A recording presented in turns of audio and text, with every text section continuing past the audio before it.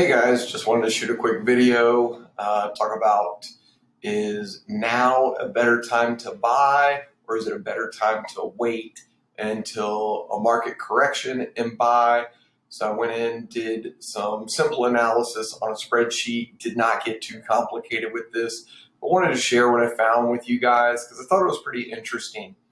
Took into account a lot of things here, looked at basically how far markets have dropped in the past on average, whether that's all the way back to Great Depression time or what things happened in the 80s, or even in the 2007 crash for the housing market, and also looked at how far rents had come down that were tracked in a lot of the major cities. So it took a lot of that into account. If you just want to skip right to the end here, I'll just give you what I figured out was it's actually a better time to buy now with the lower interest rates than it would be to wait and see a 35% market correction if interest rates were significantly higher. 200-year averages of interest rates are around 5.25%. So we're much lower than that right now. We're in the 3.5% range, even on investment property. But if we were to see a market correction, we're probably going to see interest rates rise. A lot of talk about inflation going through the roof.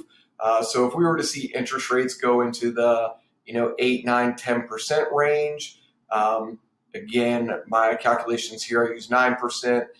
It would be better to basically purchase now than it would be to wait for a 35% market correction using higher interest rates as leverage in the future. So basically what I did here is I took currently now a $200,000 house, renting at about $1,300 a month, 20% down payment, it's $40,000, and just factored in some cost here. And then looked at what a 30-year mortgage would be on that property, and just pulled all the numbers out. And basically what you get to here is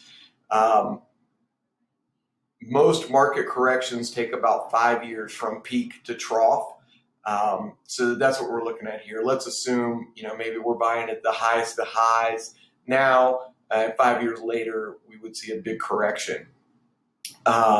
So just compared that and used, again, a 9% interest rate 5 years later, 20% down. So we could buy that same house $70,000 cheaper if there's a big pullback in the market.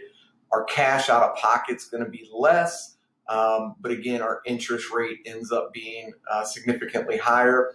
Cash on cash return ends up being better in a market pullback, but not significantly better. And then again, looking at our cash flow, we end up in a better position actually buying now. So if we're looking at this as long-term rental holds, now buying with cheaper interest rates, again, it's going to be best case scenario for us. So anyway, penciled all this out. We end up paying less in interest over the life of the loan, although we do pay more for the house. So if we had any thoughts to trying to sell the house short term, not an ideal scenario. If we had any thoughts to maybe trying to refinance, pull equity out, we could be in a bad position there. But if we were looking long-term rental, buy the property, hold it for the duration of the loan, have the tenants paying off the mortgage, looks like a solid investment if we were to go into a situation knowing that we could use the cheaper interest rates of today, even if we were buying on the higher end. Of course, we want to make sure that we're buying properties where the numbers work right now today, which is being harder to come by. But if they work today and we can get those low interest rates, it's a huge win. Take care, guys.